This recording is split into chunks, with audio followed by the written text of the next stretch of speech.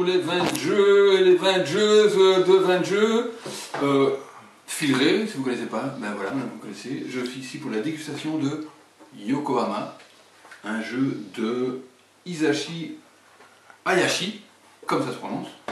Alors, le jeu rapidos, on a un tableau de jeu modulaire avec des zones voilà, qui se mettent aléatoirement au début du jeu. Le tour de jeu est encore assez simple. Au début de son tour, on a trois phases. Donc on a une phase d'action optionnelle, que j'expliquerai par après, la phase principale, et alors encore une phase d'action optionnelle. Donc la phase d'action principale, la première chose qu'on fait, c'est placer des assistants. Les assistants, c'est les petits cubes que j'ai en main. On a deux possibilités. Soit on en place 3, enfin jusqu'à 3 de sa main, sur 3 zones différentes. Donc admettons que je veux faire 1, 2 et 3. Voilà, donc ça ce serait une possibilité. La deuxième possibilité que je peux faire, c'est d'en placer 2 sur une seule zone. Donc par exemple, j'en mets 2 ici dessus. La première chose que c'est. La deuxième chose, on fait un déplacement. Le déplacement, c'est notre président. Notre président, c'est ce jeton-ci. Okay, donc le président peut se déplacer d'une zone adjacente à une autre zone adjacente, à condition d'avoir un assistant. Donc je ne pourrai pas me déplacer ici parce que je n'ai pas d'assistant dans cette zone-ci. Donc je peux me déplacer ici, et s'il n'y a pas d'autre président, je peux continuer mon déplacement sur une autre case. Donc admettons que je fasse ceci. Donc cela permet de faire quoi? À la fin de mon mouvement, de faire l'action de la zone dans laquelle j'arrive. Alors là, on va calculer la puissance de votre action. La puissance dépend principalement du nombre d'assistants que vous avez, plus votre président, et éventuellement les bâtiments que vous avez construits précédemment. Donc ici, moi j'aurai 1, 2, 3, 4, 5. Ça, c'est la puissance de mon action. Et vous voyez ici, avec une puissance de 5, je vais jusqu'ici.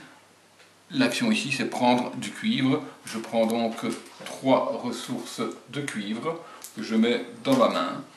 Comme j'ai une action de 5, je peux prendre le jeton bonus qui est ici. Donc je le prends. Ce bonus-là me donne 3 autres ressources qui est du poisson que je prends et que je mets devant moi. Je le prends, je le mets, retourne aussi devant moi. Quand l'action est terminée, je retire les 3 cubes, ce qui m'évitera de devoir me déplacer. Donc c'est un jeu où il faut bien gérer ces jetons et les placements pour éviter de les bloquer dans ces déplacements. Toute action supérieure à 4 permet de construire un bâtiment. 2 types de bâtiments. Nous avons les bâtiments comme déjà construits ici qui sont des commerces. Et un autre bâtiment, c'est les marchés qui eux se mettent à côté.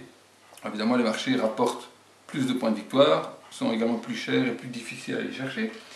Tandis que les commerces, eux, on les place aux emplacements précis et on gagne les bonus qu'on couvre au moment où on les construit.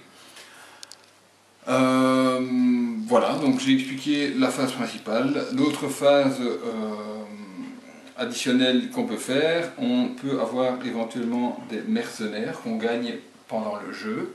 Donc le mercenaire permet de faire une action supplémentaire là où il n'y a pas votre président. Donc admettons que j'ai un mercenaire, je le retourne et je dis je fais une action ici.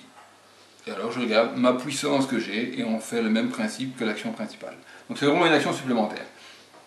La deuxième chose, on peut remplir un objectif. Les objectifs sont ici.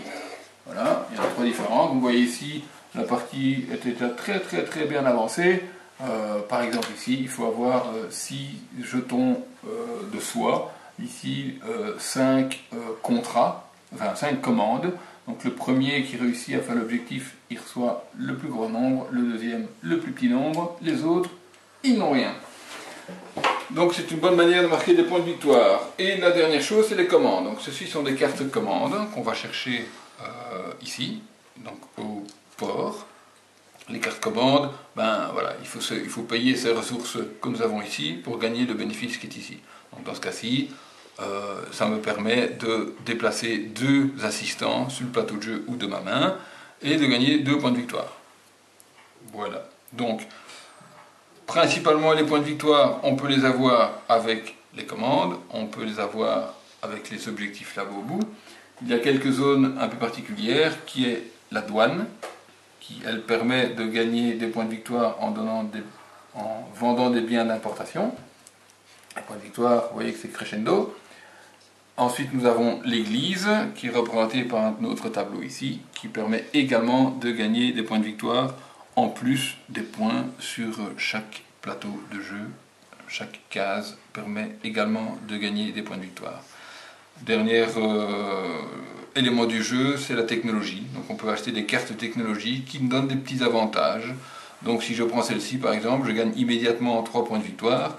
Et ici, à chaque fois que je construis un bâtiment comme celui-ci, je gagne 3 points de victoire supplémentaires. Et c'est une technologie qu'on met devant nous.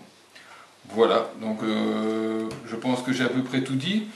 La fin du jeu, il y a plusieurs conditions. Soit un joueur a construit ses 4 bâtiments comme ceci, soit il a construit ses 8 bâtiments comme ceci, soit on n'a plus de cartes commandes, elles ont toutes été mises sur le plateau et il n'y a plus de place, ou alors on a 6 jetons à l'église ou 6 jetons à la douane. Voilà, en grosso modo, les règles de Yokohama. Là-dessus, Dan, qu'est-ce que tu en penses? C'était très bien. À votre santé.